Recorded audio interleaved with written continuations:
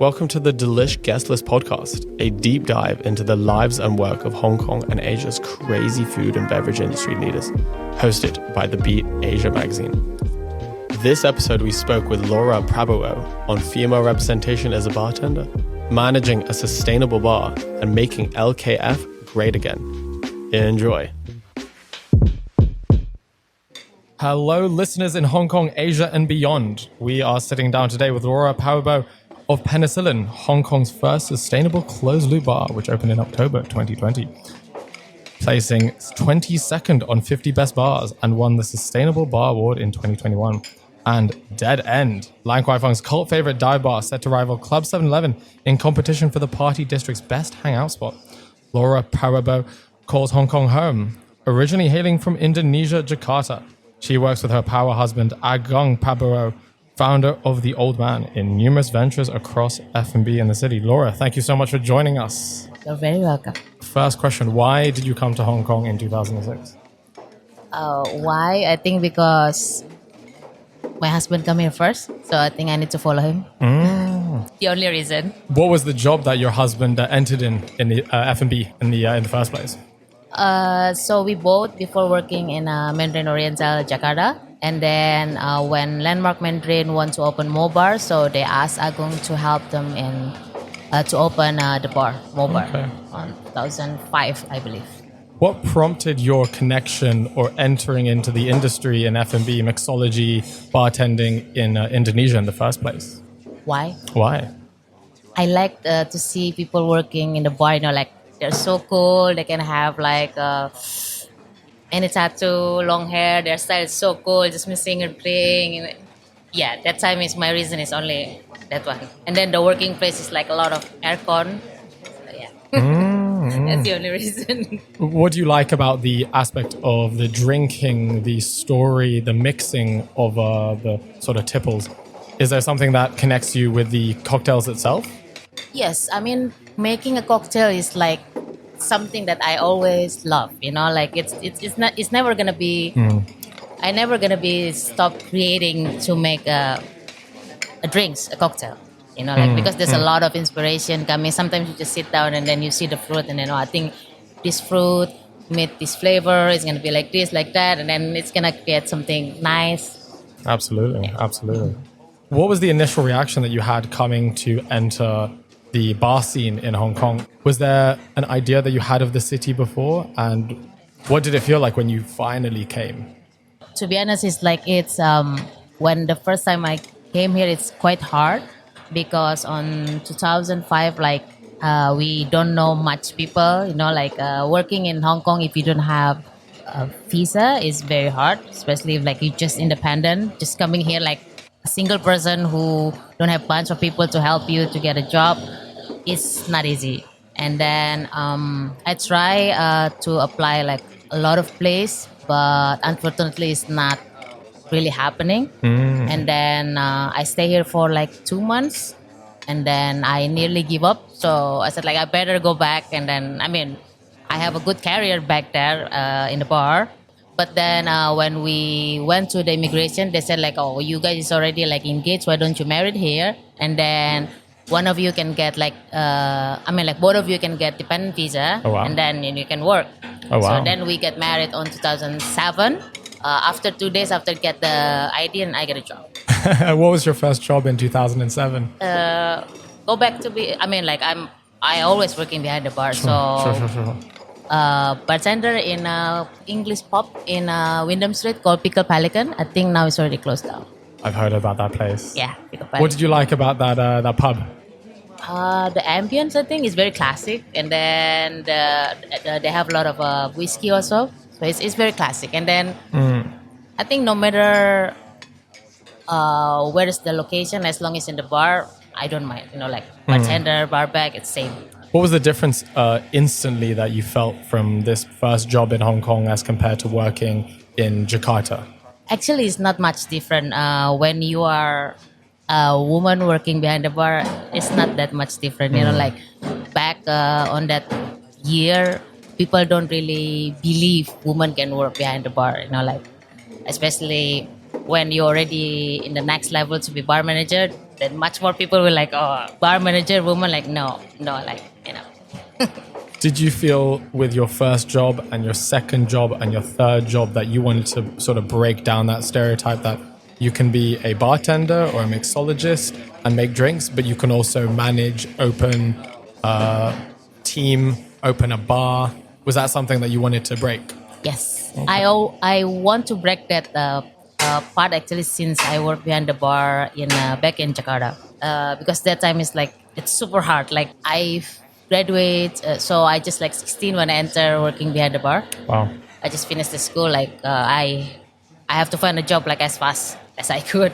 So I thought it's gonna be easy, like I want to be bartender. And there's a lot of bar, right? I thought like it's gonna be easy, but I was wrong. First, like of course because I'm a woman. Second, like I'm too young, and then normally they will say no. So I have to wait like I think 4 or 6 months. And well, all my friends Wow. like mostly already get a job. Like we graduate same time, right? So most of them already get a job. So I just wait until like one day there's a jazz pub in one of the five-star hotel back in Jakarta. They want to open a new place, so they're asking if there is a female bartender. And then my bartending teacher called me. You still want a job as a bartender? Like of course. And then yeah, that's the first time. My team that time is 13 together with me. Wow. 12 bartender, all is man, and then they all from the like big place like Hard Rock, TGI Friday, Planet Hollywood, and they all like have long hair. And then looking at me when the first time I came, like, so you from? I'm from this school, like of course they're like, what do you know about the bar? I know how to make cocktail. Like how many cocktail? You can ask me like 100, 300, like, and then the other will say like, of course she's like first mate. She just like graduate. She will know everything. Like, so it's quite hard because they don't allow me to make a drink for 4 months. Wow. They put me at the back area just counting the stock and then washing the glass and everything. They never allow me to make a drink. Do you feel like when you came with Agang to Hong Kong, you had to build back that experience or that reputation? Yes, yes. Was that challenging to go from having this sort of space and I guess community in Indonesia, where you coming to Hong Kong and you have to build up the roles to where you actually want to be a general manager, opening up your bars? I mean, here is not. I have to say, like here is not like that hard compared back in hometown because here also like have so many foreigner also like more like open-minded. Back in hometown, like it's not many of foreigners. So back there, I always have a wish like I have to get like my team like a lot of foreigner, and I have to be bar manager. Like I mean, I have to be in charge. Really? Just because I need to prove like a woman also can be a captain of the team. And that was the goal. You came to Hong Kong to do that. Before I came to Hong Kong, I already did that. And then in Hong Kong, you wanted to do that again. In Hong Kong, I start again as a bartender. After 2 years, then I go back. I get my position back. Wow. What is the one thing you love about mixing drinks in Hong Kong? And what is one thing that you hate about it? Being in this industry for about 16 years. What I always love is just like get a new idea, right? Like find the new ingredients, like the new fruits, the new anything, like local ingredients, whatever paste, whatever vegetable, like then you can create it, the image, not fantasy or no, like whatever, like you can create into a glass of cocktail, right? So that is like always exciting part.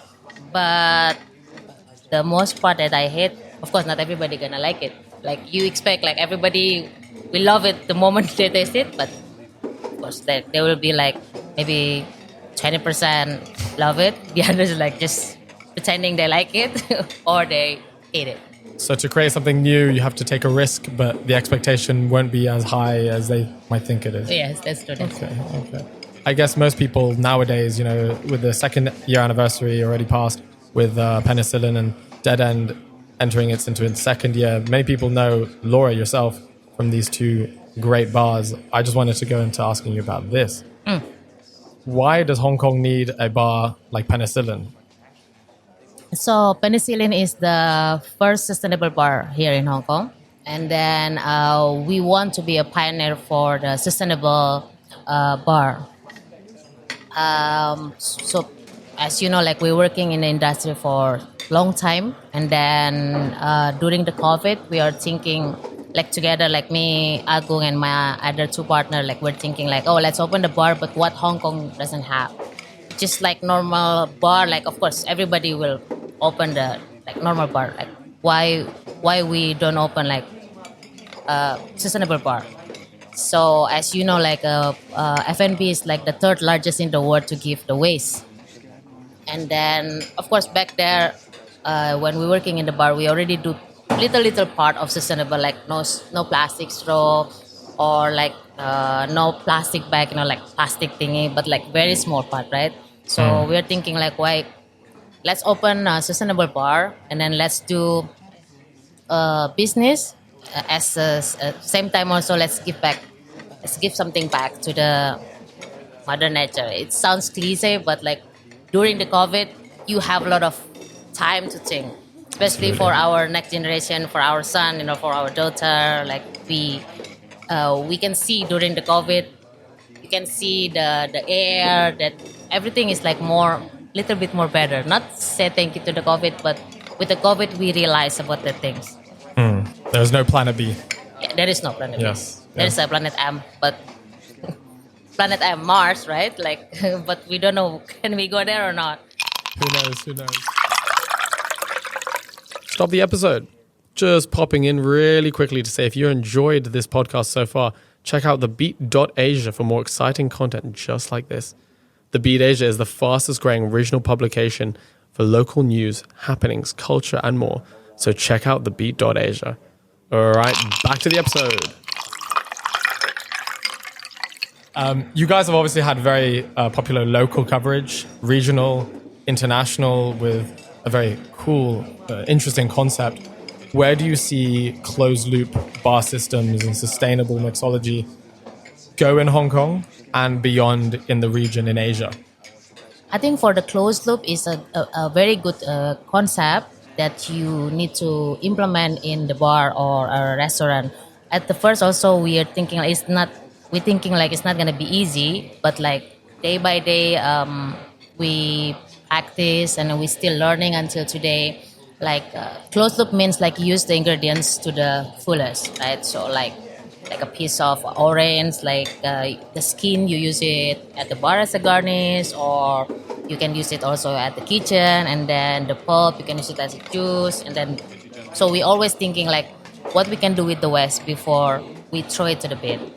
So here also we have the fermentation room. So here in the Penicillin we have the laboratory, the bar counter itself, the small kitchen over there, and the fermentation room. So these four chamber element function each other, like helping each other to help us how we make the like one ingredients, we use it like to the fullest. But of course, like there will be a part like need to be a waste. Cannot be like, oh, everything you need to use it. Like there's something need to be waste, then you just throw it. But closed loop is something. I mean, like the system that is good if you implement in your working place. I think not only bar, in other place also. Absolutely. Like, Yeah. Do you think this is a replicable sort of concept that you could bring to other places in the world? Is this you can create a book where you could push this to other countries, where you can say, right, Laura and Agang, they've done this with penicillin. Can we push this to Jakarta? Hopefully, yeah, hopefully. But nowadays also like actually there's a lot of bar in Europe, in US also do the similar concept. I mean like a sustainable concept as well. So which is like good. So it's not only us. Like the moment like other people also keep doing it. So there's a lot of people will listen, and then like they get inspired, and then also like doing it. So then slowly more people will give something to this planet. How do you go about creating the cocktails Is it you have the idea about what the flavors and the taste profile is going to be, and then you work back? So I'm going to think about what elements or ingredients are going to go, or do you have do you have ingredients and fruit and liquor that you want to put into specific cocktails? I think both ways work. Okay. Both ways work because in Penicillin also like since we are sustainable bar, right? So our menu according to the season. So we have a 4 season in Hong Kong. Of course. So we change the menu like every 3 to 4 months, and then following the season.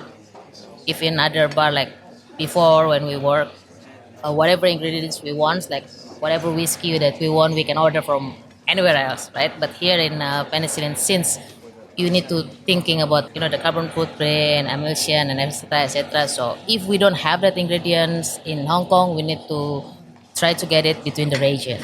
Okay. So I think to answer your question, both ways working. Sure.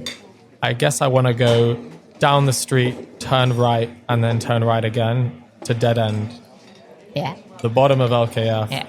Penicillin is a highbrow concept. It is theoretical. Tell me about Dead End. Why do you want to put your name and your husband's name and your friends' names behind that? It's like this. Penicillin is very conceptual bar. People come here like for the total experience. Like from the lab, from the drink itself, from the ambience, from the furniture, because everything is like natural. It's a total package of experience when you come to Penicillin. Like very, yes, I can say like serious. But when you want something like more easygoing, party, and then listen to your favorite music, dancing, then you go down to Dead End. So basically, when people want to have like a good experience night, you come to Penicillin. When you want to go down to party, then you go to Dead End. Basically, we take everything. You want to have both sides of the spectrum. You want rowdy and you want very high class. Yes. Gotcha. Yeah. What culture do you want to bring into the concept of a Dead End? LKF is having its moment now where things are picking back up, shifting away from Soho. There's new clubs, new cocktail bars. What do you want to give to a sort of younger crowd that go to Dead End?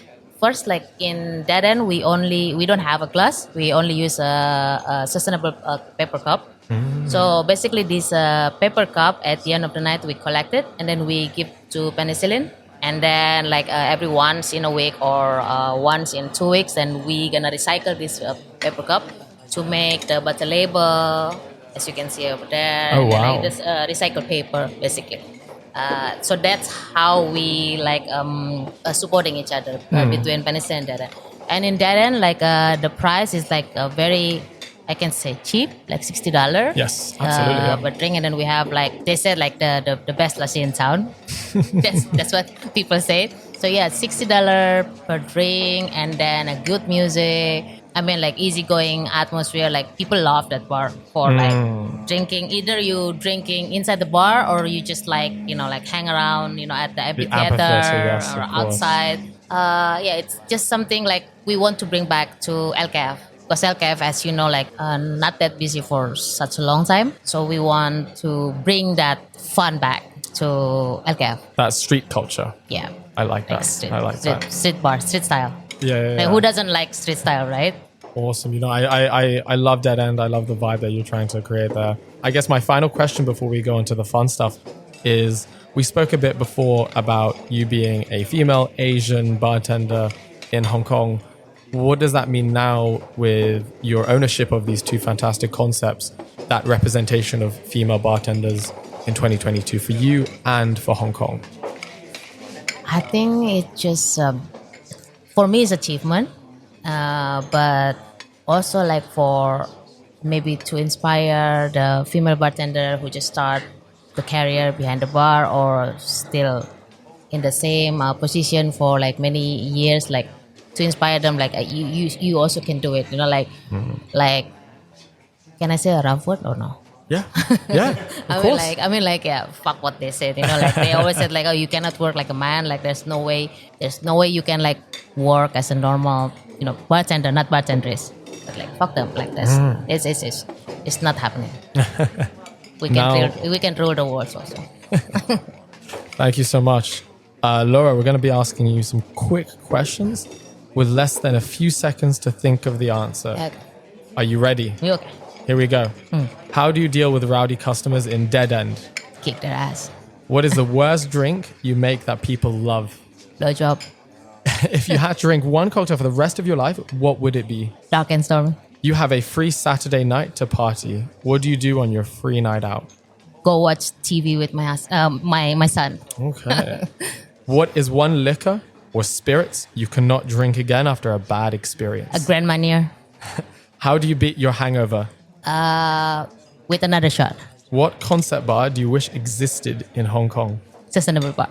If you could be mixing cocktails in any bar in the world, where would you go? Boadas in Barcelona. I love that bar. What nation has the best drinks and alcohol? Europe, UK.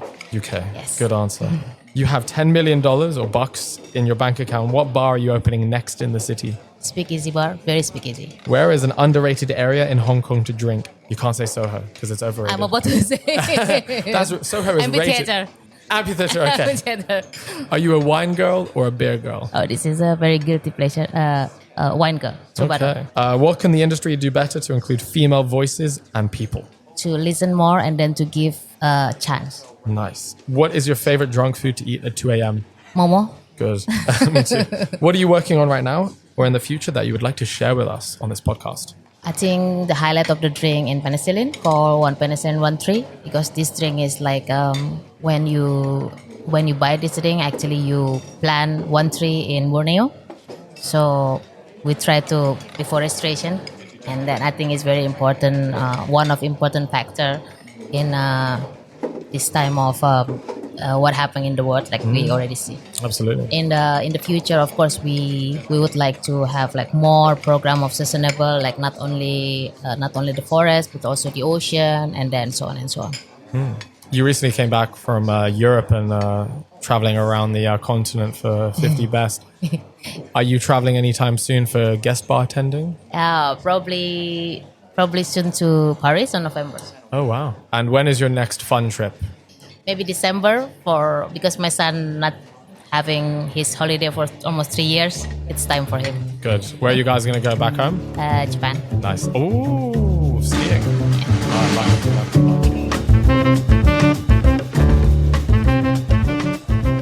Keep your finger on the pulse and tap follow to keep up with the Beat Asia to hear more colourful chats and rich stories of the F&B industry. This episode is hosted by me, Ruben Verbes, and special thanks to our lovely guest, Laura Prabowo, for joining us today. Our producer for this episode is Marcus Trima, and we are edited by Natsuki Arita. If you'd like to reach us, you can contact us through our website directly, thebeat.asia, or our Instagram at thebeat.hkg. Catch you all in the next one.